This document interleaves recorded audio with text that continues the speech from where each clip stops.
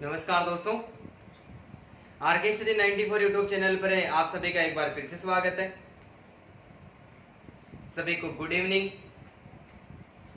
दोस्तों, मनोविज्ञान में हम मॉडल पेपर सोल्व कर रहे थे और पीछे की जो हमारी क्लास थी उसमें मॉडल पेपर 11 हमने सोल्व कर लिए थे। कितने मॉडल पेपर? भाई 11 मॉडल पेपर हमने सोल्व कर लिए थे।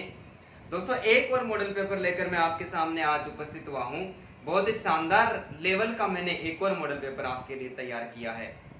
ठीक है दोस्तों, आप में से किसी ने भी अभी तक हमारे चैनल को सब्सक्राइब नहीं किया तो सबसे पहले सब्सक्राइब करें, बेल आइकन बटन को दबाएं, वीडियो को लाइक करें और अपने सारे दोस्तों के साथ में ज्यादा से ज्यादा शेयर करें। फिर भी किसी प्रकार की कोई कमी वगैरह रह जाती है तो दोस्तों कमेंट बॉक्स में जरूर कमेंट करें। ठीक है भाई, तो आज का हमारा पहला ही प्रश्न है। प्रश्न बड़ा शानदार है दोस्तों, सोच समझ के उत्तर देना है।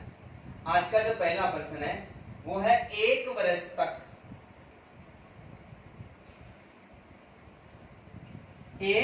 तक के बालक की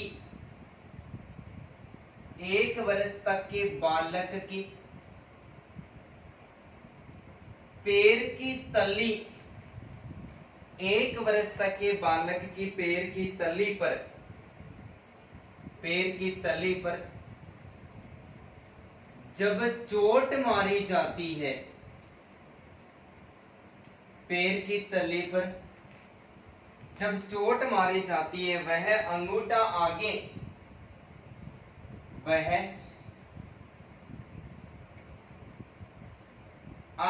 आगे तथा अंगुलियां पीछे की तरफ करके अंगुलियां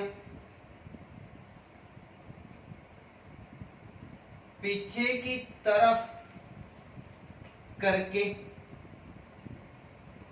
पंजे को फैलाता है।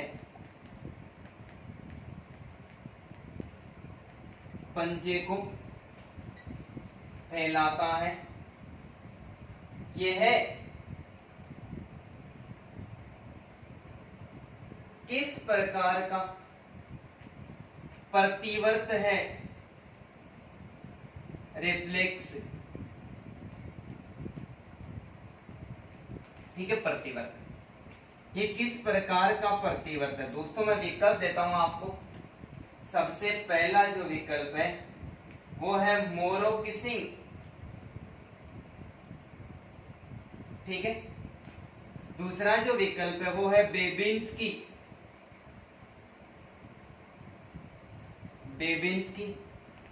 तीसरा विकल्प देता हूं मैं आपको रूटिंग, और चौथा जो विकल्प देता हूं वो है पकड़ना। दोस्तों, सबको साफ दिखाई दे रहा है क्या? अच्छा, उधर से नहीं दिखाई दे रहा। चलो मैं इसको घुमा देता हूं, थोड़ा सा कैमरे को सेट कर देता हूं।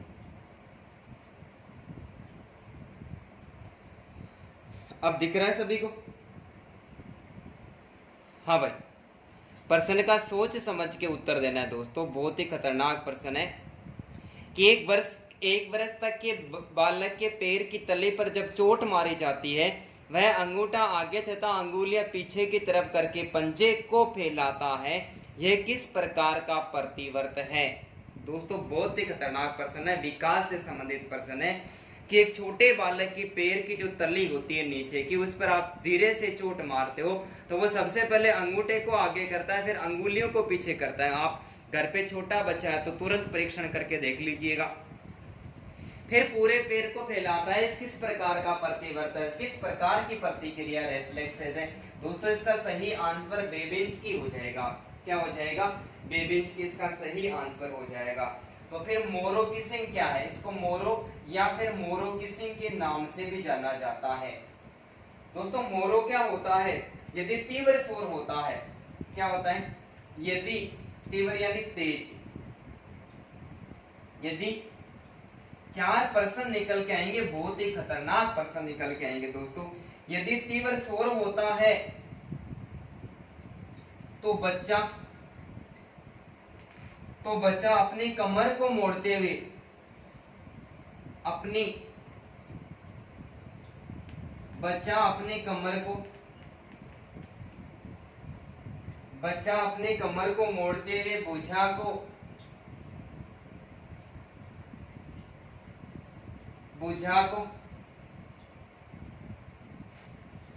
आगे की ओर फेंकता है, भुजा को आगे की ओर फेंकता है और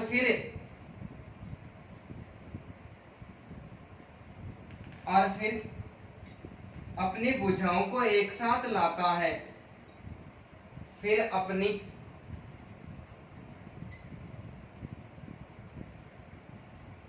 भुजाओं को एक साथ लाता है, जैसे कुछ पकड़ रहा हो, जैसे कुछ पकड़ रहा हो। दोस्तों भेद ज्यादा इंपॉर्टेंट प्रश्न है। प्रश्न के चारों विकल्प भी बहुत ज्यादा खतरनाक है कि यदि तीव्र शोर होता है तो बच्चा अपनी कमर को मोड़ते हुए भुजा को आगे की ओर फेंकता है, भुजा को आगे की ओर फेंकता है और फिर अपनी भुजा को एक साथ इस प्रकार से लाता है जैसे वो किसी वस्तु को पकड़ने की चेष्टा कर रहा हो। इस प्रकार के प्रतिवर्त को दोस्तों किस नाम से पुकारा जाता है? मोरो के नाम से जाना जाता है। किसके नाम से? मोरो के नाम से। इसके अलावा रूटिंग दोस्तों रूटिंग क्या होता है? बालक के गाल को छूने पर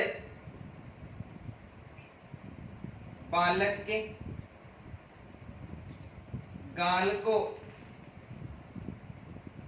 छूने पर बालक के गाल को छूने पर सिर घुमाना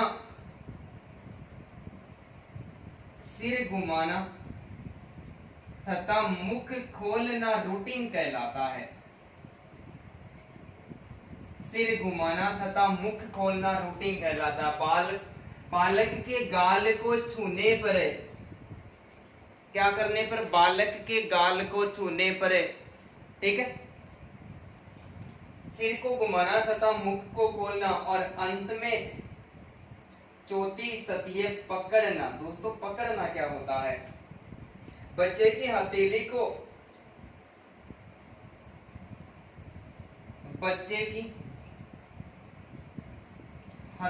को अंगुली तथा अन्य वस्तु से दबाया जाता है। अन्य वस्तु से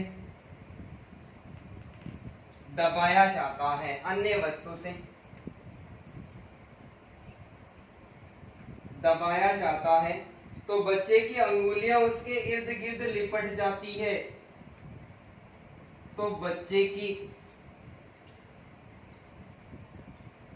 अंगुलियां उसके इर्द गिर्द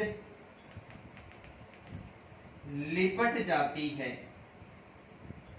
तो दोस्तों उसे पकड़ना कहते हैं। क्या सभी को साफ दिखाई दे रहा है भाई? उम्मीद करता हूं कि सबको साफ दिख रहा है।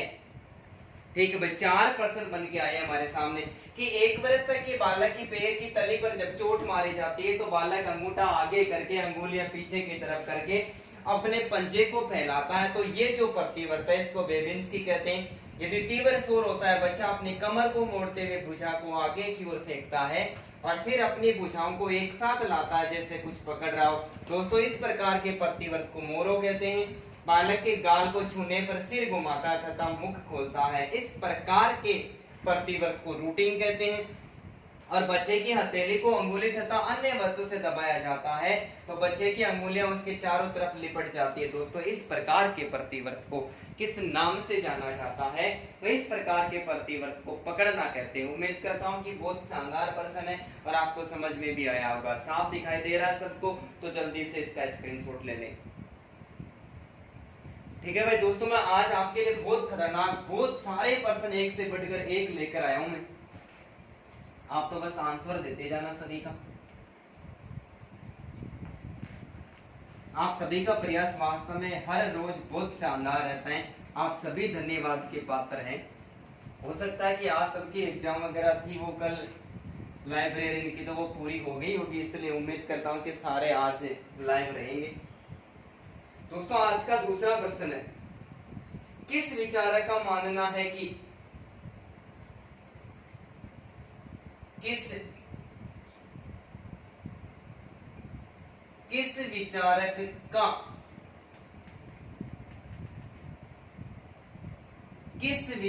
का मानना है कि प्रतिमाओं प्रतीकों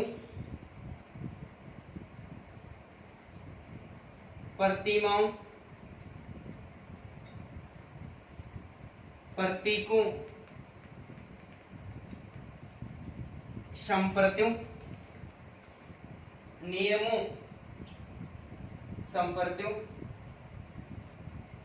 नियमों एवं अन्य मध्यस्थ इकाइयों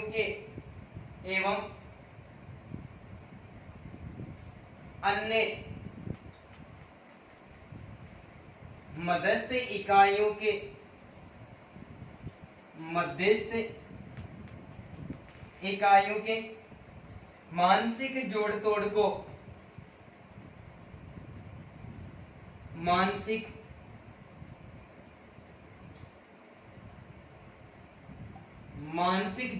को चिंतन कहा जाता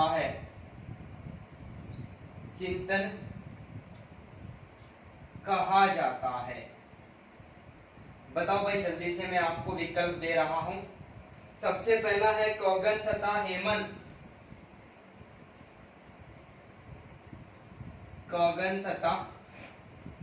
हेमन। दूसरा विकल्प है रोश। तीसरा जो विकल्प है वो मैं आपको देता हूं कॉल्सनिक।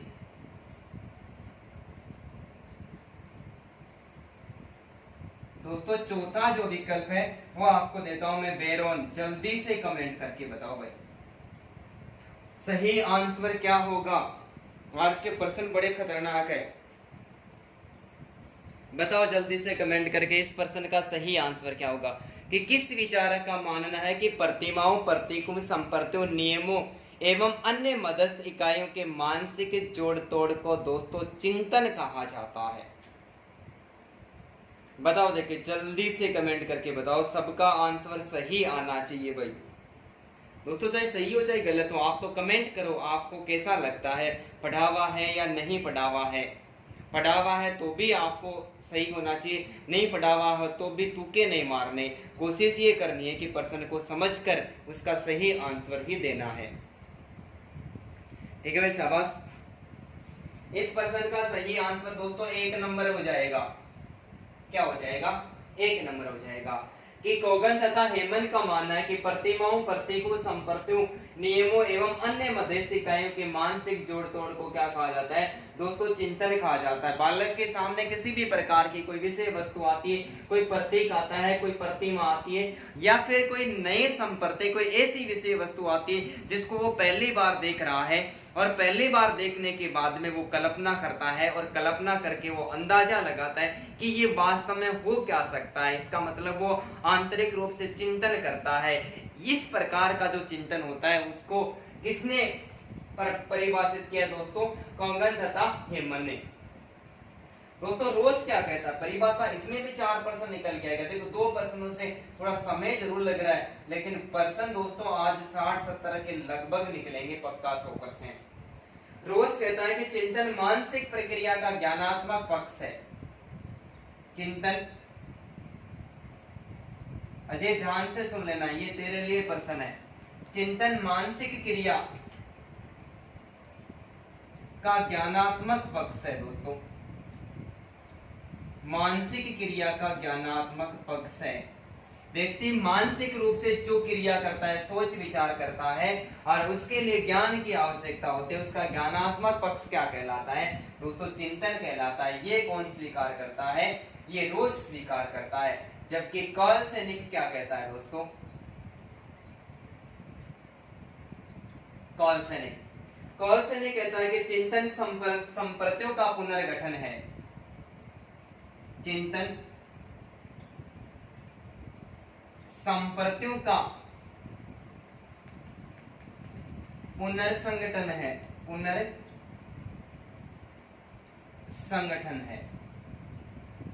ठीक है भाई, संपत्तियों के बारे में बहुत सारे क्लास हमने जो दिए साइकोलॉजी वगैरह की, उसमें मैंने समझाया है कि संपत्ति की जो अवधारणा होती है संपत्ति को, ठीक है, जो संपत्ति होता है, संपत्ति का शाब्दिक अर्थ होता है जानना,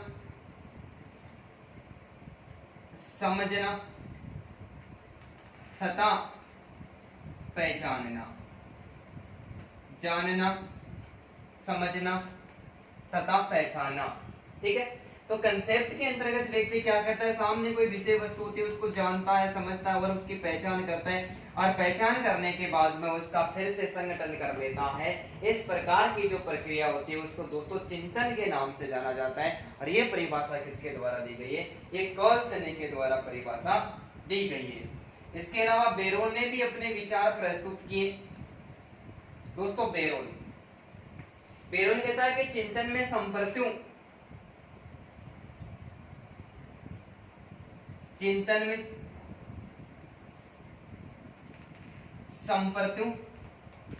प्रतिज्ञाप्ति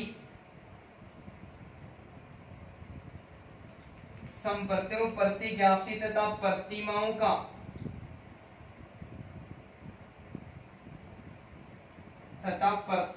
का मानसिक जोड़ तोड़ रहता है। प्रतिमाओं का मानसिक जोड़ तोड़ रहता है, क्या रहता है, मानसिक जोड़ तोड़ रहता है। दोस्तों 4 और प्रश्न निकल के आगे, 2 प्रश्नों में 8 प्रश्न सोल्व हो गए। तो कोंगन तथा हेमन का मानना है कि प्रतिमाओं, प्रतीकों, संपत्तियों, नियमों एवं अन्य मध्यस्थ इकाइयों के मध्य मानसिक जोड़ तोड़ को चिंतन कहा जाता है। जबकि रोज कहता है कि चिंतन मानसिक क्रिया का कैसा पक्ष है, ये ज्ञानात्मक पक्ष है। जबकि कोल से नहीं कहता है कि चिंतन संपत्तियों का पुनर्संगठन है। और बेरोन कहता है कि चिंतन में संपत्तियों प्रतिज्ञाप्ति। दोस्तों प्रतिज्ञाप्ति के अंतर्गत क्या क्या, प्रतिमाओं, प्रतीकों, नियमों, अन्य सभी प्रकार की जो वस्तुएं थी उनको शामिल कर लिया तथा प्रतिमाओं का मानसिक जोड़ तोड़ रहता है, उसे चिंतन कहते हैं। ये परिभाषा किसके द्वारा दी गई है दोस्तों, ये परिभाषा बेरोन के द्वारा दी गई है। तो उम्मीद करता हूं कि ये भी प्रश्न आपको आसानी के साथ में समझ में आया होगा। यदि समझ में आ गया तो दोस्तों स्क्रीनशॉट ले लें। एक और प्रश्न के बारे में चर्चा करते हैं। बहुत खतरनाक प्रश्न है ये भी दोस्तों, बहुत खतरनाक प्रश्न लेके आया हूं मैं आज आपके लिए। देखो 2 ही प्रश्न में 8 प्रश्न सोल्व हो गए। 4 परिभाषा भी चिंतन के समझ में निकल के आ गई। एक और विकास के संबंध में प्रश्न लेके आया हूं। बहुत खतरनाक प्रश्न है, पढ़ा हुआ है तो सोच समझ के आंसर देना। आज का दोस्तों तीसरा प्रश्न है, जीन पियाजे, सोच समझ के उत्तर देना। जीन पियाजे के अनुसार विकास की किस अवस्था में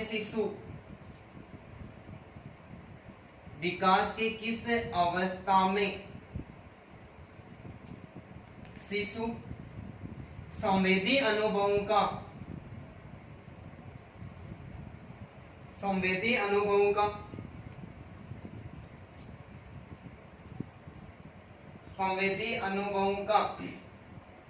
शारीरिक क्रियाओं के साथ समन्वय करते हुए शारीरिक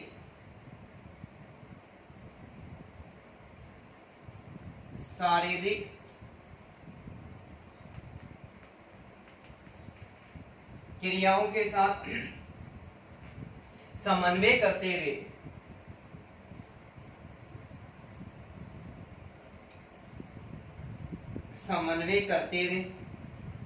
संसार का अन्वेषण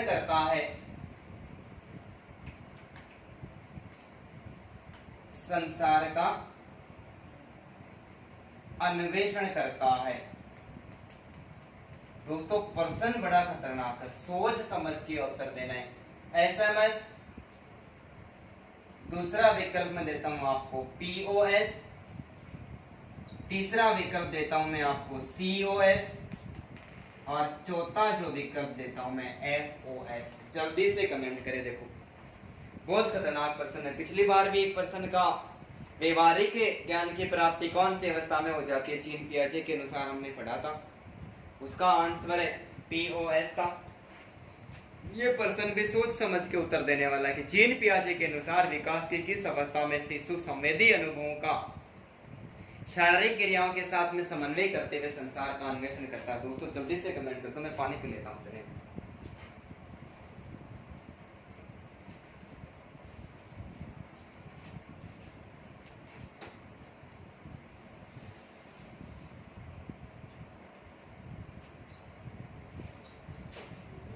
गलत आंसर नहीं देना भाई, सही आंसर देना, सोच समझ के आंसर देना, जल्दी से बताओ।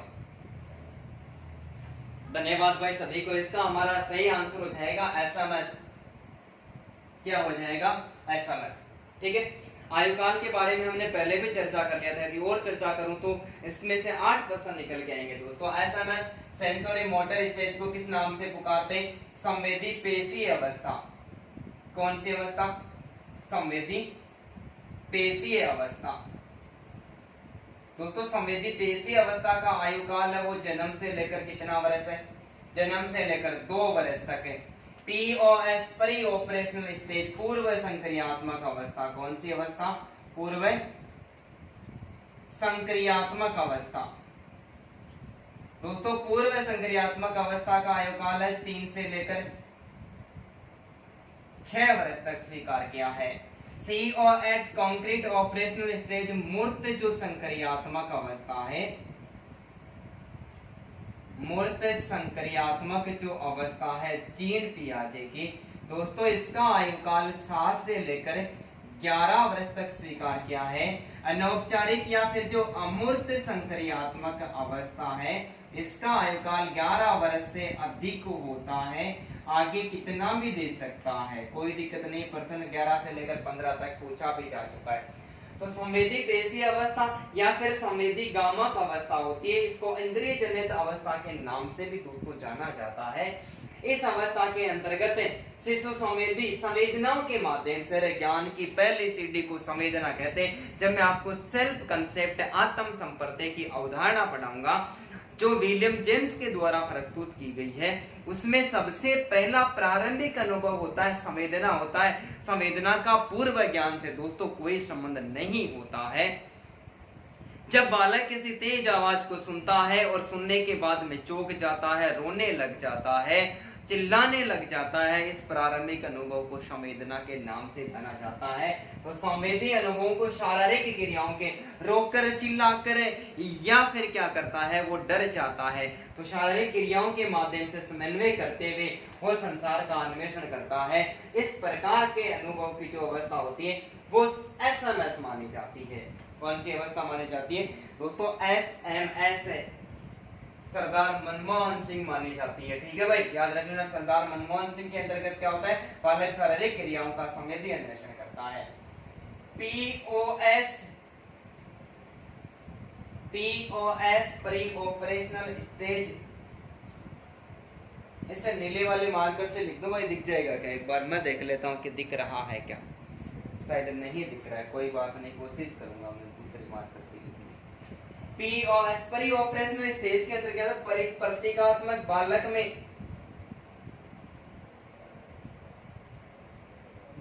में प्रतीकात्मक विचार विकसित होते हैं। प्रतीकात्मक विचार विकसित होते हैं, प्रतीकात्मक विचार विकसित होते हैं तथा वस्तु स्थायित्व उत्पन्न होता है। वस्तु स्थायित्व उत्पन्न होता है, वस्तु स्थायित्व उत्पन्न होता है। ठीक है भाई। इसके अलावा COS कॉन्क्रीट ऑपरेशनल स्टेज, कौन सी स्टेज? Concrete operational stage. बच्चा मूर्त घटनाओं के संबंध में बहुत प्रश्न लेके आए आज। बच्चा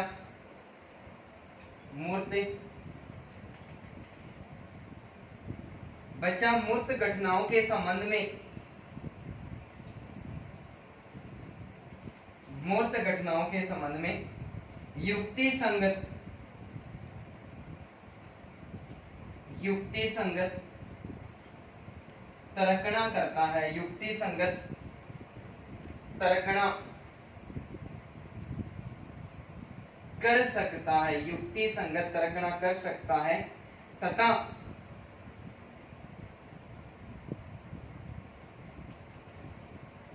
तथा वस्तुओं को विभिन्न समूह में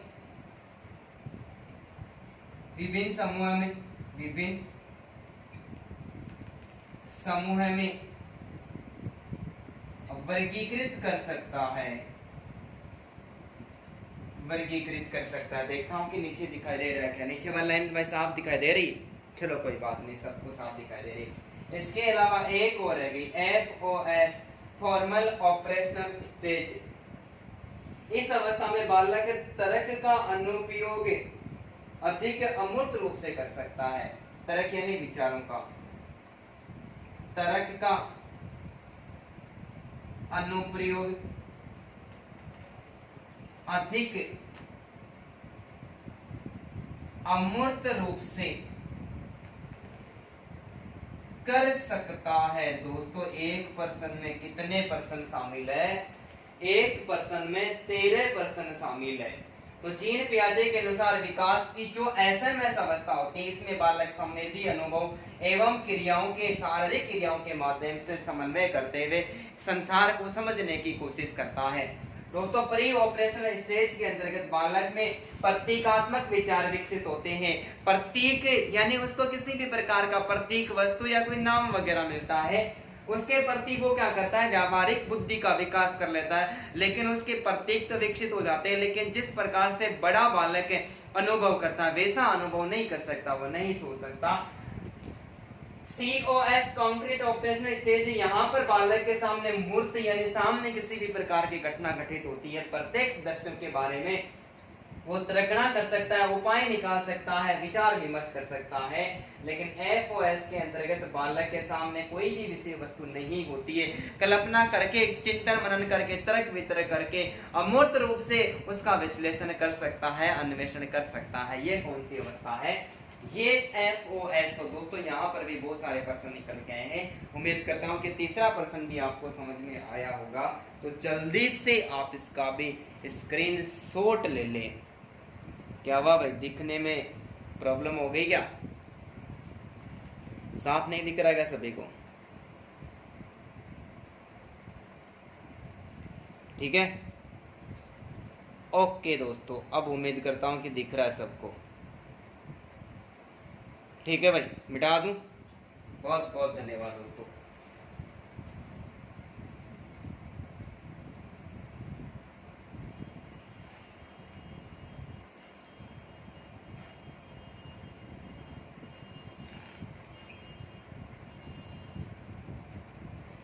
दोस्तों आज का चौथा प्रश्न है, और चौथा प्रश्न भी सोच समझ के आंसर देने वाला है। बहुत खतरनाक प्रश्न है। प्रश्न है कि इनायत जानती है कि,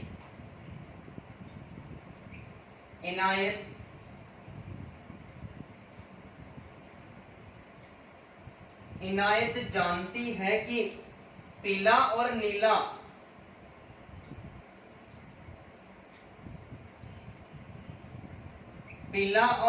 रंग मिलाने पर हरा रंग प्राप्त होता है। रंग मिलाने पर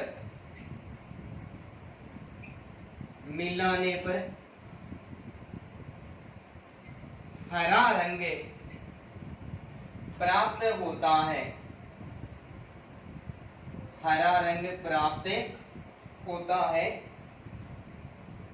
जब उससे पूछा जाता है, होता है जब उससे पूछा जाता है कि नीले रंग में पीला रंग,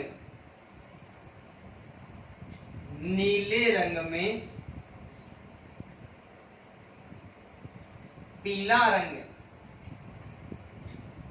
मिलाने पर कौन सा रंग प्राप्त होता है। दोस्तों बहुत खतरनाक प्रश्न है। कौन सा रंग प्राप्त होता है नीले रंग में पीला रंग मिलाने पर कौन सा रंग प्राप्त होता है, तो वह उत्तर नहीं दे पाती है, तो वह उत्तर नहीं दे पाती है, तो वह उत्तर नहीं दे पाती है, तो उसके चिंतन में कमी है, नहीं दे पाती है, तो उसके चिंतन में कमी है। दोस्तों किस प्रकार का चिंतन वो नहीं कर पा रही है, चिंतन में क्या कमी है, उसके चिंतन में कौन सा चिंतन वो नहीं कर पा रही। सबसे पहला लिख लेता हूं आत्म केंद्रितता,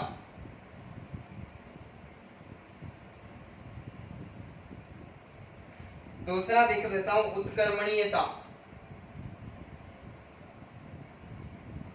उत्कर्मणीयता। दोस्तों तीसरा लिख देता हूं संरक्षण, और चौथा लिख देता हूं परिकल्पना।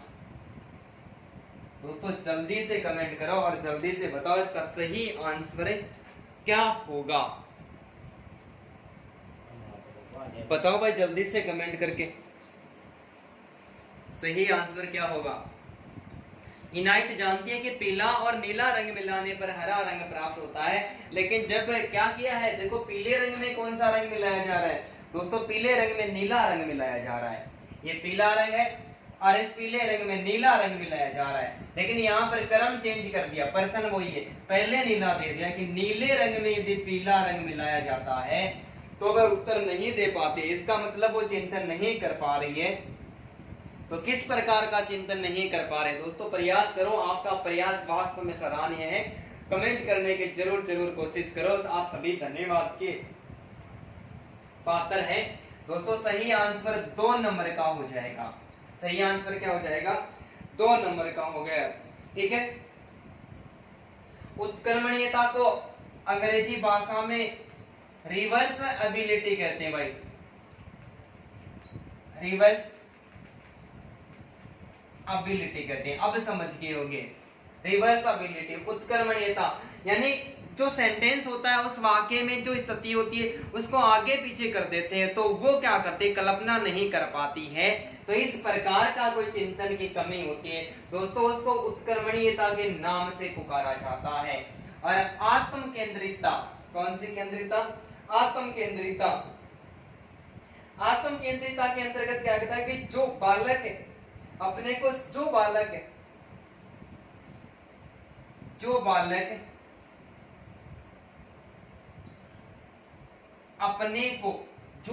अपने को यानी स्वयं को सर्वोपरि महत्व दे, सर्वोपरि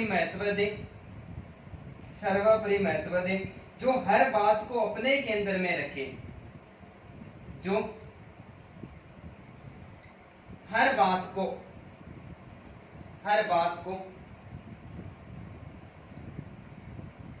अपने ही केंद्र में रखे, ठीक है। इस प्रकार का कोई चिंतन होता है दोस्तों, उसको आत्म चिंतन, आत्म केंद्रित चिंतन कहते हैं। क्या कहते हैं कि जो बालक अपने को सर्वोपरि महत्व देता है कि मेरे को सब कुछ आता है, और जो उसे पूछा जाता है वह बात को अपने केंद्र में रखता है, तो उसे क्या कहते हैं दोस्तों, उसे आत्म केंद्रितता कहते हैं। तो आप मुझे बताइए संरक्षण किसे कहते हैं, संरक्षण का संबंध अधिगम के किस सिद्धांत से है, और सिद्धांत का विचारक कौन है, किसने संरक्षण को महत्व दिया है भाई अपने सिद्धांत के अंतर्गत। मेरे को जल्दी से कमेंट करके बताएं। यदि आपने मेरी क्लास देखी है अधिगम की तो आप आसानी के साथ में बता पाओगे, और नहीं देखी है तो मुझे ही पता है क्या बता पाओगे आप। बस बहुत सारे स्टूडेंट्स के ऐसे कमेंट आ रहे हैं दोस्तों, मैं आजकल की हकीकत बताऊं आपको। बहुत सारे दोस्त के कमेंट आ रहे हैं, जब उनके पास में वीडियो वगैरह शेयर किया जाता है और उनसे कहा जाता है कि यार कम से कम आप लाइव आके वीडियो तो देख लिया करो। सर जी मैं रिट की तैयारी कर रहा हूँ, लेकिन मैं 1 घंटा बर्बाद करने के लिए मेरे पास में टाइम नहीं है। आप मेरे को नोट्स दे दो, क्यों नोट्स फ्री में आते हैं क्या, फिर उसको नोट्स दे दो, वो नोट्स से पढ़ लेगा। कल भी शाम को एक स्टूडेंट्स का फोन आया था कि सर साइकोलॉजी के और हिंदी के मेरे को पटवार की तैयारी करनी है। एक बार तो मेरे राजस्थान पुलिस के एग्जाम है और फिर मेरे को पटवार और रिट की एग्जाम देनी है, तो आप मेरे को हिंदी और साइको के नोट्स उपलब्ध करवा दो। मैंने कहा कि यार मैंने साइको हिंदी मैंने कंप्लीट रूप से बढ़ा रखी है। बोले सर मैं वीडियो तो नहीं देख सकता। मैं कोई बात नहीं, मैं आपको नोट्स भी नहीं दे सकता। दोस्तों ये अवस्था है स्टूडेंट्स की। तो संरक्षण का संबंध दोस्तों जीन पियाजे से। जीन पियाजे ने संज्ञानात्मक अधिगम का जो सिद्धांत दिया है, संज्ञानात्मक अधिगम के सिद्धांत की 8 विशेषताओं का उल्लेख किया है। उसमें एक क्या माना गया है, एक जो विशेषता स्वीकार की गई है जिसको दोस्तों संरक्षण की संज्ञा दी गई है। किसकी संज्ञा दी है? संरक्षण की संज्ञा दी है। दोस्तों बहुत खतरनाक चीज होती है संरक्षण। संरक्षण का मतलब ये नहीं कि किसी का लालन पालन करना, किसी का पालन पोषण करना, कोई मूक बधिर है या फिर अन्य किसी रोग से ग्रस्त है या फिर किसी को कोई छोड़कर चला गया तो उसको गोद लेना और उसकी हिफाजत करना संरक्षण नहीं होता है। ये मनोवैज्ञानिक भाषा में जो संरक्षण होता है वो क्या होता है? पर्यावरण में परिवर्तन, पर्यावरण में परिवर्तन, पर्यावरण में परिवर्तन तथा स्थिरता को पहचानने की शक्ति, स्थिरता को पहचानने की शक्ति, स्थिरता को पहचानने की शक्ति को दोस्तों जीन पियाजे ने संरक्षण की संज्ञा दी है। किसकी संज्ञा दी है? पर्यावरण में परिवर्तन। पर्यावरण में किस प्रकार का परिवर्तन होता रहता है, क्योंकि एक व्यक्ति को व्यवहार में परिवर्तन करना होता है। पर्यावरण में किस प्रकार का परिवर्तन होता है वो उसको सोच समझता है और कोई स्थिरता की जो स्थिति होती है उसको पहचानने की कोशिश करता है। तो इस प्रकार की अवस्था को क्या नाम दिया? जीन पियाजे ने संरक्षण नाम दिया। और दोस्तों परिकल्पना, परिकल्पना का जो संबंध है वो किससे है? वो FOS से, फॉर्मल ऑपरेशनल स्टेज से है। अमूर्त संक्रियात्मक अवस्था के अंतर्गत व्यक्ति में परिकल्पना का पूरा विकास हो जाता है। उसको विषय वस्तु नहीं दी जाती है, केवल संकेत बिंदु दे दिया जाता है। तो वो बालक क्या करता है? संकेत बिंदु के आधार पर भी उस विषय वस्तु को सोल्व कर लेता है। दोस्तों उसको क्या कहते हैं? उसको परिकल्पना कहते हैं। तो उम्मीद करता हूं कि ये प्रश्न भी आपको दोस्तों समझ में आया होगा। ठीक है भाई, मिटा दूं? धन्यवाद भाई। 4% में आज तो 20-25% सोल्व कर ली।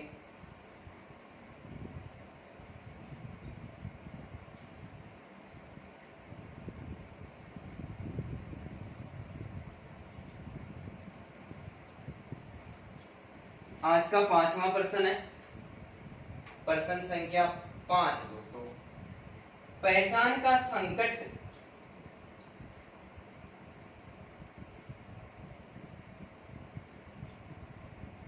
पहचान का संकट, आइडेंटिटा क्रिसिस,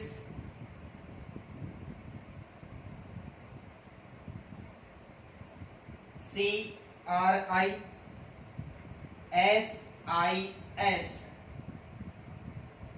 पहचान का संकट आइडेंटिटा क्रिसिस पुस्तक का संबंध किस विचारक से है? बहुत खतरनाक प्रश्न है। पुस्तक का संबंध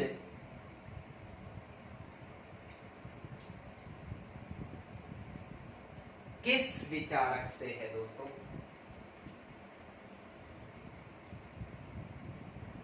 किस विचारक से है? विकल्प में आपको देता हूं। पहला विकल्प है इरिक्सन, दूसरा विकल्प है फ्राइड, तीसरा विकल्प है वॉटसन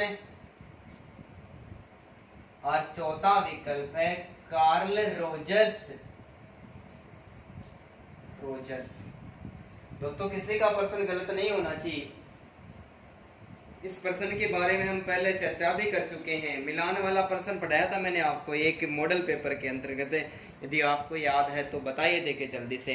पहचान का संकट आइडेंटिटा पुस्तक का संबंध किस विचारक से है दोस्तों? किस विचारक से है? जल्दी से कमेंट करके बताओ भाई। ये लो, अब दिख गया? ठीक है भाई। प्रश्न की भूमिका दिख रही है सबको? कैसा लिखा हुआ है? पहचान का संकट आइडेंटिटी क्राइसिस पुस्तक का संबंध किस विचारक से? दोस्तों जल्दी से कमेंट करो। देखिए मेरे पास में सबके कमेंट आ जाना चाहिए, सही या गलत। सही तो मैं बाद में करवा दूंगा, कोई दिक्कत नहीं है। शाबाश भाई, सभी को धन्यवाद बहुत बहुत। दोस्तों इस प्रश्न का सही आंसर 1 नंबर का हो जाएगा। पहचान का संकट आइडेंटिटी क्राइसिस पुस्तक का संबंध एरिक्सन से है। और एरिक्सन ने, हमने एक सिद्धांत पढ़ा था कि अनन्यता की खोज सिद्धांत का प्रतिपादन किसके द्वारा किया गया है? अनन्यता की खोज सिद्धांत,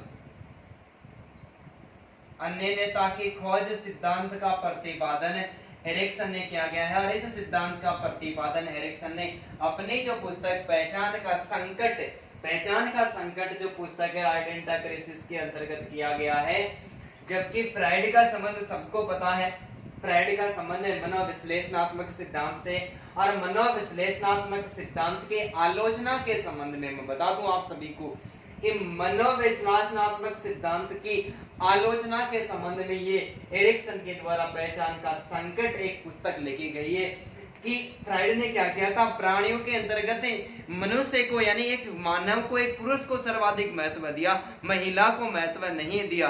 तब क्या कहा कि तूने ये पहचान सही तरीके से नहीं कर पाई है, अरे महिला और पुरुष में भी तूने भेद नहीं किया है। इसलिए फ्राइड के मनोविश्लेषणात्मक सिद्धांत के संबंध में एक आलोचनात्मक पुस्तक लिखी जिसका नाम था पहचान की संकट की, तो कुछ पहचान ही नहीं पाया है। और अनन्यता की खोज सिद्धांत का प्रतिपादन किया था। वाटसन के बारे में आप सभी के बारे में सभी जानते हो। वाटसन ने कौन सा सिद्धांत का प्रतिपादन किया, कब किया और किस वाद का ये जनक माना जाता है? दोस्तों तीनों प्रश्नों का आंसर कमेंट में कर दो। कार्ल रोजर्स तथा मेस्लो, कौन भाई? कार्ल रोजर्स तथा मेस्लो को मानवतावादी सिद्धांत का जनक माना जाता है। दोस्तों कार्ल रोजर्स तथा मेस्लो को मानवतावादी सिद्धांत का जनक माना जाता है। ये मानववाद को सर्वाधिक महत्व देता है। हर किसी भी व्यक्ति को, सामने वाले व्यक्ति को कष्ट हो रहा है और उसको चोट वगैरह लगी है तो समझने की योग्यता इस मानवतावादी सिद्धांत के अंतर्गत विकसित करता है कि एक दूसरे के सहयोग की भावना होती है। हर व्यक्ति के सीने में दिल होता है और वो बार बार धड़कता ही रहता है। ये मानवतावाद होता है। ये कार्ल रोजर्स तथा मेस्लो ने स्वीकार किया। किसने?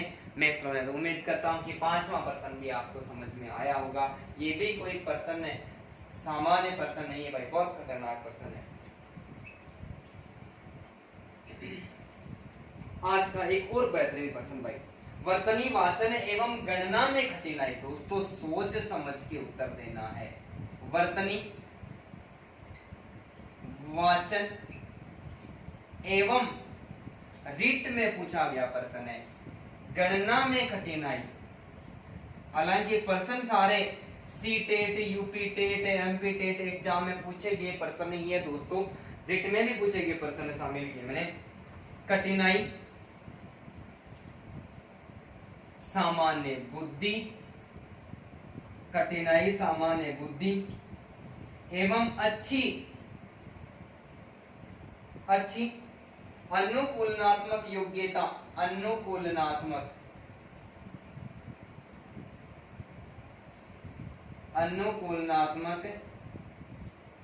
योग्यता बालकों, किस प्रकार के बालकों की विशेषता है दोस्तों? किस प्रकार के बालकों की विशेषता? दोस्तों प्रश्न गलत नहीं होना चाहिए। किस प्रकार के बालकों की विशेषता है? किस प्रकार के बालकों की विशेषता? सबसे पहला विकल्प देता हूं, धीमी गति से सीखने वाले, धीमी गति से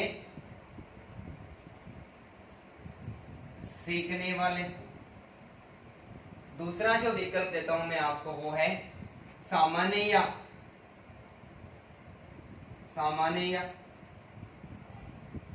औसत श्रेणी के, सामान्य या औसत श्रेणी के बालकों की। तीसरा विकल्प देता हूं मैं पिछड़े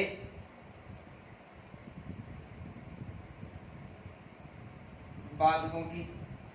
और चौथा विकल्प देता हूं मैं अभिगम निर्योग्य बालकों की अधिगम निर्योग्य बालकों की।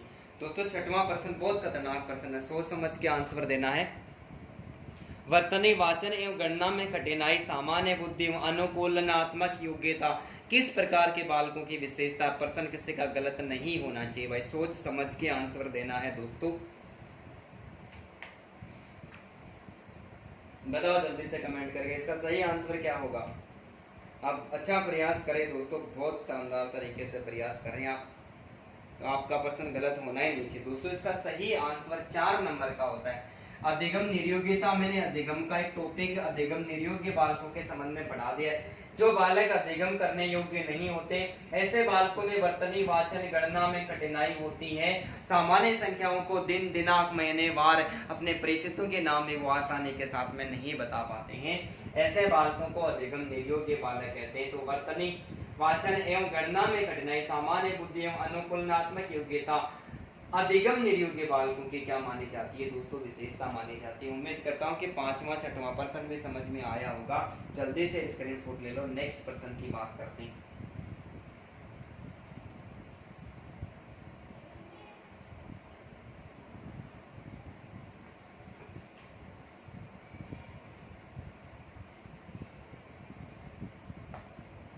ठीक है भाई, आज का 7वां प्रश्न दोस्तों, 7वां प्रश्न बहुत इंपॉर्टेंट प्रश्न है।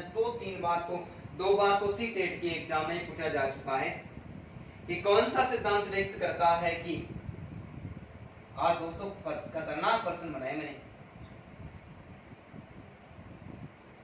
कौन सा सिद्धांत है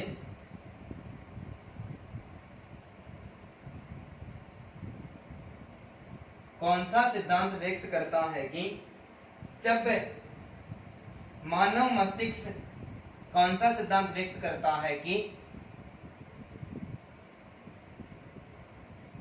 मानव मस्तिष्क एक बर्फ की, मानव मस्तिष्क एक बर्फ की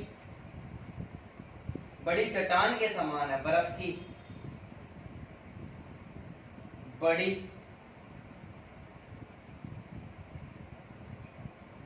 बड़ी चट्टान के समान है,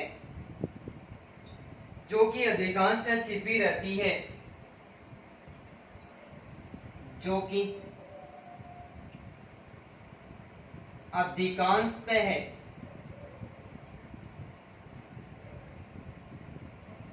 छिपी रहती है। बताओ दोस्तों, विकल्प दे रहा हूं मैं आपको। सीलगुण सिद्धांत,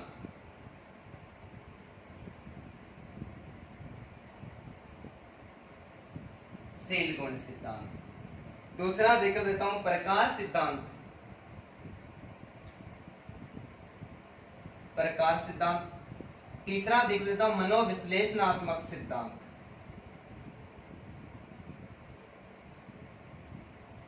मनोविश्लेषणात्मक सिद्धांत।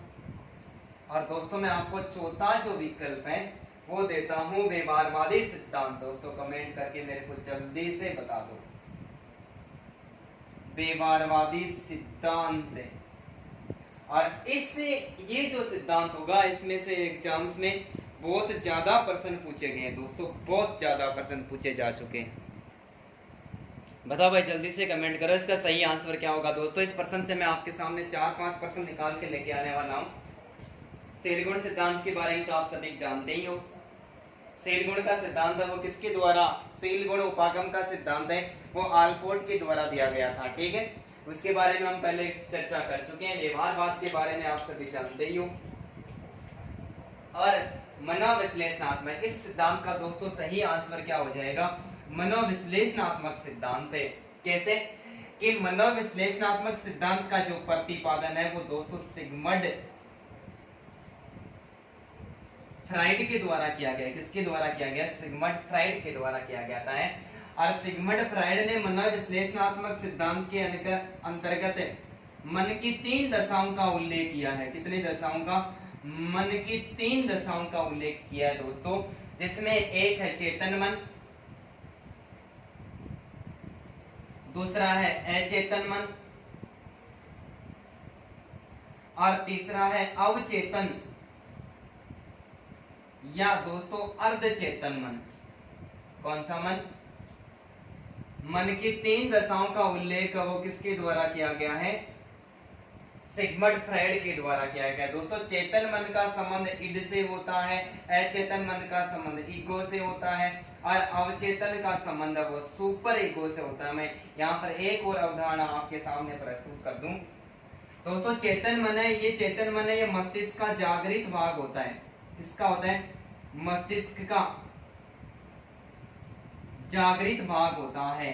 मैं आपको अभी पढ़ा रहा हूं और ये प्रश्न एग्जाम में आ जाता है और यही प्रश्न आपको उसी समय याद हो जाता है। इसका मतलब मैं ये समझता हूं कि जिस समय आप पढ़ रहे थे उस समय आपका जो मन था वो कौन सी अवस्था में था? वो चेतन अवस्था में था। ये दमित इच्छाओं का भंडार होता है। ऐसी इच्छाएं होती है जो दबी हुई रहती है और वो कभी कभी पूरा करने की व्यक्ति कोशिश करता है। एक व्यक्ति के व्यवहार का सेकंड ग्रेड में प्रश्न पूछा था।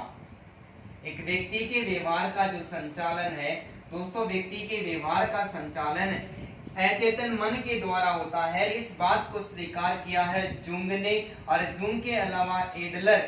दोस्तों जुंग और एडलर सिगमंड फ्राइड के दो शिष्य माने जाते हैं। इन्होंने भी स्वीकार किया है कि एक व्यक्ति के व्यवहार का जो संचालन है वो अचेतन मन से होता है। अचेतन मन में दबी हुई ऐसी कोई इच्छा होती है, आपको कार्य करने के लिए मजबूर कर देती है और आप कार्य करने के लिए लग जाते हो। अवचेतन या अचेतन मन होता है, आप किसी भी बात को भूल जाते हो और भूलने के बाद में वो बार बार अपने चेतन मन में आने का प्रयास करती है, तो वो दोस्तों अवचेतन या फिर अर्धचेतन मन का प्रदर्शन करती है। अचेतन मन ये संपूर्ण भाग का 1/10 होता है और अचेतन मन है वो संपूर्ण भाग का 9/10 होता है। ये प्रश्न कहां से बना है कि जैसे मैं आपको कहूं कि ये एक पानी का गिलास है और इसको यहाँ तक पानी का भरा हुआ है, पानी का जो भरा हुआ है इसके ऊपर वाला जो भाग है दोस्तों वो कम है, इसका मतलब चेतन है। ये अधिक है, इसका मतलब ये अचेतन है और यहाँ पर कोई भाग दिखाई नहीं देता है दोस्तों, ये अवचेतन मन या अर्धचेतन मन माना जाता है। ठीक है, जैसे कि ये पानी का गिलास है, पानी के गिलास में ये एक बर्फ का टुकड़ा डाल दिया। क्या डाल दिया? ये बर्फ का टुकड़ा डाल दिया। ये देखो वही अवस्था, ये बर्फ का टुकड़ा आप डाल के प्रयोग कर लेना। ऊपर कम रहेगा चेतन होगा, नीचे ज्यादा रहेगा वो अचेतन होगा। इस प्रश्न को घुमा फिरा कर एक बार सेकंड ग्रेड संस्कृत डिपार्टमेंट में भी पूछा गया प्रश्न है कि सिगमंड फ्राइड के अनुसार पानी के गिलास में यानी सागर को, गिलास को क्या मान लिया? सागर को सागर मान लिया कि सागर में तैरते हुए हिमखंड के समान, सागर में तैरते हुए हिमखंड के समान सिद्धांत प्रस्तुत करने वाला विचारक है सिगमंड फ्राइड है। सागर में तैरते हुए हिमखंड का निचला भाग को किस नाम से पुकारा जाता है? अचेतन मन। ये संस्कृत डिपार्टमेंट की जो भी पीछे एग्जाम लगी उसमें पूछा गया। तो ऊपर वाला भाग चेतन हो गया, बीच में कोई भाग नहीं रहता है दोस्तों, वो कौन सा हो गया? अवचेतन या अर्धचेतन मन हो गया। तो उम्मीद करता हूँ कि ये प्रश्न भी आपको समझ में आएगा। कितने सारे प्रश्न यहाँ से निकल के आए दोस्तों, आप उम्मीद नहीं कर सकते इतनी से। ठीक है भाई, मिटा दूं? शाबाश, बहुत अच्छे भाई सभी को।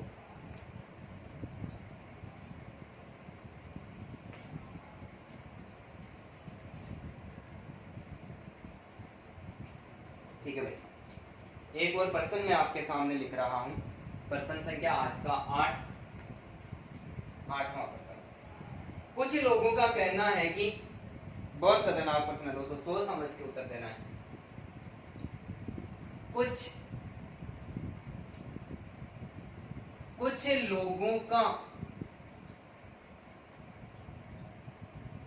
लोगों का कहना है कि जब बालकों को गुस्सा आता है, सबको ही आता है, जब बालकों को गुस्सा आता है, जब बालकों को गुस्सा आता है तो वे खेलने चले जाते हैं, तो वे खेलने चले जाते हैं, तो वे खेलने चले जाते हैं जब तक कि पहले से अच्छा अनुभव महसूस नहीं करते हैं। खेलने चले जाते हैं जब तक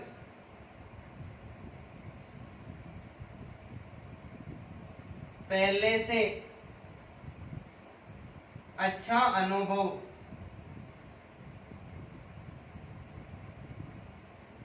महसूस नहीं करते हैं, नहीं करते, पहले से अच्छा महसूस नहीं करते, उनके व्यवहार में, उनके व्यवहार में कौन सा प्रतिरक्षा तंत्र, कौन सा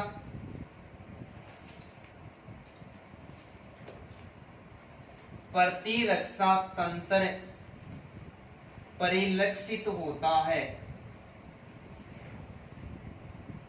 परिलक्षित होता है, परिलक्षित होता है। दोस्तों विकल्प दे रहा हूं मैं आपको, जल्दी से कमेंट करके मुझे बताएं। प्रक्षेपण, दूसरा विकल्प देता हूं मैं आपको प्रतिक्रिया निर्माण,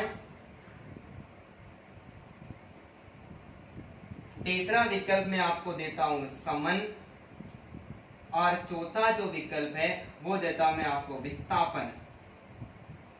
जल्दी से कमेंट करके बताइए भाई इसका सही आंसर क्या होगा। प्रश्न आपके सामने लिखा हुआ है, ठीक है भाई, बताओ। देखिए जल्दी से प्रश्न आपके सामने कि कुछ लोगों का कहना है कि जब बालकों को गुस्सा आता है तो वो खेलने के लिए चले जाते हैं, और वहां पर जब तक वो अपने आप को अच्छा महसूस नहीं करते हैं तो उनके व्यवहार में किसी प्रकार की कोई प्रतिरक्षा परिलक्षित होती है, यानी इस प्रकार की कोई युक्ति निकाल के लेके आते हैं, कोई उपाय करते हैं कि उनका जो समायोजन है वो हो जाता है। ये समायोजन से संबंधित प्रश्न है। विकल्प आपके सामने है, जल्दी से कमेंट करके बताओ भाई मुझे।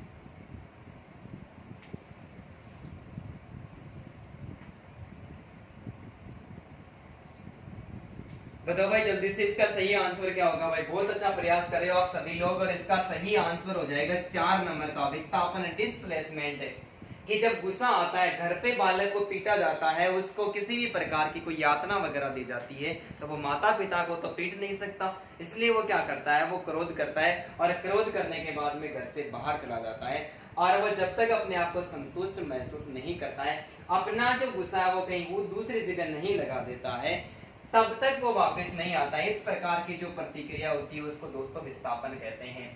प्रक्षेपण है, प्रोजेक्शन है, नाच न जाने आंगन टेढ़ा, परीक्षा में असफल तो कूद हो जाता है और दोष कोचिंग पर लगा देता है कि कोचिंग वालों ने फीस ले ली और फीस लेने के बाद में अच्छा पढ़ाया नहीं, अरे उन्होंने तो अच्छा पढ़ाया था लेकिन जो तैयारी थी वो तेरी अच्छी नहीं थी। फिर क्या करते हैं, फिर सिलेक्शन नहीं होता, तो इस प्रकार की प्रतिक्रिया भी हम व्यक्त कर देते हैं कि जब एग्जाम आई थी उसके 15 दिन पहले मेरा तो दिमाग ही खराब हो गया था, मैं तो बीमार हो गया था। ठीक है भाई। प्रक्षेपण, प्रतिक्रिया निर्माण, दोस्तों प्रतिक्रिया निर्माण होता है, रिएक्शन फॉर्मेशन कहते हैं इसको। और प्रतिक्रिया निर्माण के अंतर्गत एक व्यक्ति क्या करता है, जब सामने वाले व्यक्ति कोई बात कहता है और वो बात उसको समझ में नहीं आती है, तो क्या करता है, उसके मुंह की तरफ वो देखता रहता है और मंद मंद मुस्कुरा रहा रहता है, यानी विपरीत रचना रचता है। सामने वाला कहता है और उसके नहीं सुनकर उसके विपरीत कोई रचना रखता है, कार्य करता है, तो उसको प्रतिक्रिया निर्माण कहते हैं। ठीक है। समन, इस प्रकार समन को दोस्तों रिप्रेशन कहते हैं। ठीक है। और समन के अंतर्गत व्यक्ति क्या करता है कि इस प्रकार का कोई दृश्य वगैरह होता है और वो जानबूझकर उसको भुलाना चाहता है लेकिन फिर भी नहीं भुला पाता है। जैसे सड़क पर किसी कुचले हुए जानवर का दृश्य देख लेता है, या फिर कोई अपना निजी होता है, उसके असामयिक मृत्यु हो जाती है और उसको जब भूलने की कोशिश करता है और वो नहीं भूल पाता है, तो दोस्तों उसे क्या कहते हैं, समन कहते हैं। तो उम्मीद करता हूँ कि ये प्रश्न भी आपको समझ में आया होगा। ठीक है भाई। एक और प्रश्न दोस्तों, मैं आज आपको 10 ही प्रश्न सोल्व करवाऊंगा। ठीक है। 8वां जो प्रश्न है कि बालकों के स्कूली जीवन को, बालकों के एनसीएफ 2005 से संबंधित है भाई। बालकों के स्कूली जीवन को बाहरी जीवन से जोड़ना,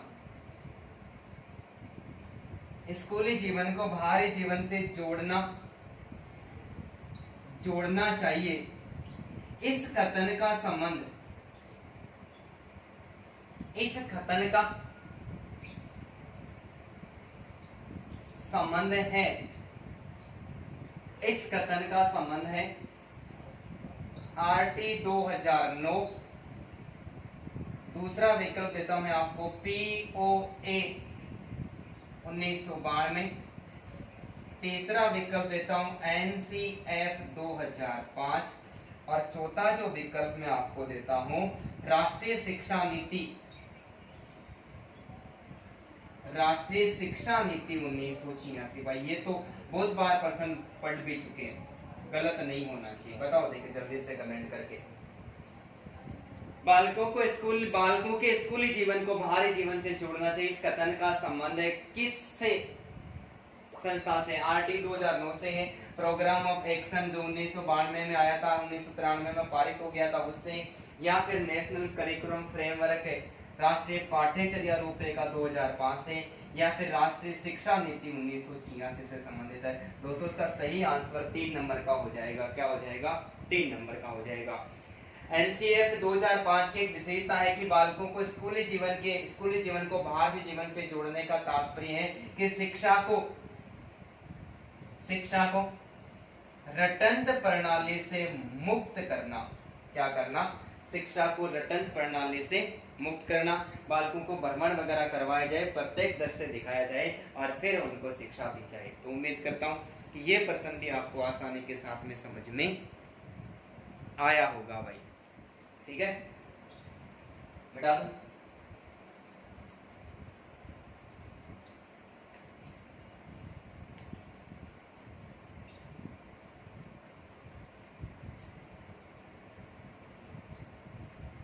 आज का प्रश्न संख्या 10 है। सोच समझ के आंसर देना है। एनसीएफ 2005 के अनुसार, एनसीएफ 2005 के अनुसार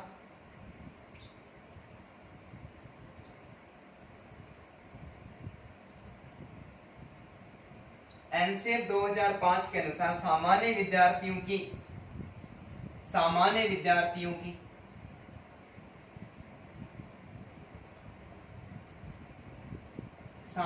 विद्यार्थियों की गणित विषय को सीखने में रुचि नहीं है। सामान्य विद्यार्थियों की गणित सीखने में, दोस्तों रीट में पूछा गया प्रश्न है, गणित सीखने में रुचि नहीं है। गणित सीखने में रुचि नहीं है क्योंकि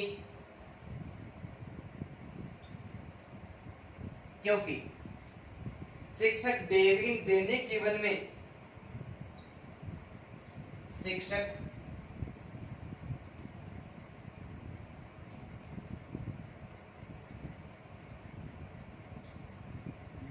जीवन में इसकी उपयोगिता नहीं बताते हैं।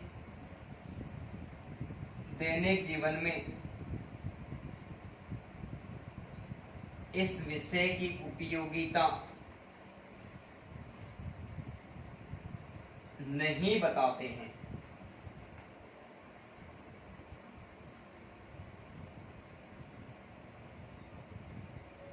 दूसरा विकल्प है शिक्षक गणित विषय के आधारभूत संप्रत्यय को गणित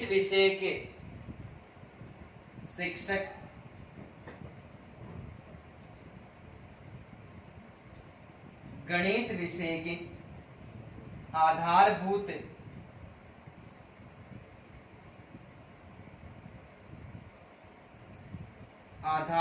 संप्रत्यय को पढ़ाने में पर्याप्त समय नहीं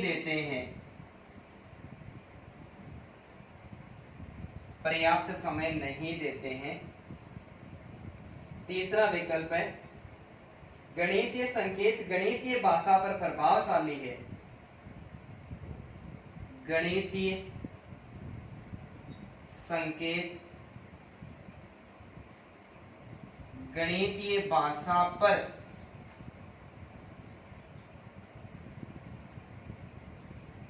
प्रभावशाली है। और चौथा जो विकल्प है दोस्तों वो है गणितीय अधिगम बौद्धिक प्रक्रिया है। गणितीय अधिगम बौद्धिक प्रक्रिया। दोस्तों जल्दी से कमेंट करके बताओ इस प्रश्न का सही आंसर क्या होगा,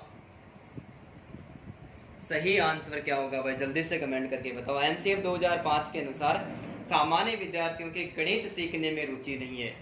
ठीक है, जिस विषय से जितनी दूर भागते रहोगे वो उतना ही आपको परेशान करता रहेगा। कमेंट करो देखे जल्दी से क्या होगा इसका सही आंसर, बताओ भाई जल्दी से कमेंट करके क्या होगा। दोस्तों इसका सही आंसर 2 नंबर होगा कि शिक्षक गणित विषय के जो आधारभूत संप्रत्यय होते हैं, उसके गणित के जो कंसेप्ट होते हैं, इतने सारे सूत्र होते हैं जो अध्यापक क्या नहीं कर पाता, उनको समझाने के लिए विद्यार्थियों को पर्याप्त उचित समय नहीं दे पाता है। यदि हिंदी को समझने में आपको आधा घंटा लगता है तो साइको को समझने में आपको 1 घंटा लगता है, वहीं पर गणित को समझने में आपको कम से कम 2 घंटे लग जाते हैं। और इतना किसी के पास में समय नहीं होता है, हमारे पास में इतना समय कहाँ है। बाजार में जाते हैं, यार चल तू भी साथ मेरे साथ, तो मेरे पास में समय नहीं, ऐसा नहीं, लोगों के पास में इतना समय नहीं। और समय के अभाव में भारत की जनसंख्या 140 करोड़ के लगभग पहुंच जाती है, तब कैसे समय मिल जाता है दोस्तों। ठीक है भाई, उम्मीद करता हूं कि आज आपके 10 के जो प्रश्न है मैं आपको किसी कारणवश से आज भी मैं आपको 10 ही प्रश्न सोल्व करा पाऊंगा। नेक्स्ट क्लास में अपन कल फिर मिलते हैं, तब तक के लिए मैं आप सभी से इजाजत चाहता हूं। दोस्तों वीडियो अच्छा लगता है तो आप लाइक करें, शेयर करें अपने सारे दोस्तों के साथ में, चैनल को सब्सक्राइब करें, साथ ही बेल आइकन बटन को दबाएं। और फिर किसी प्रकार की कमी वगैरह रहती है तो आप कमेंट बॉक्स में जरूर कमेंट करें। सभी को एक बार फिर से धन्यवाद।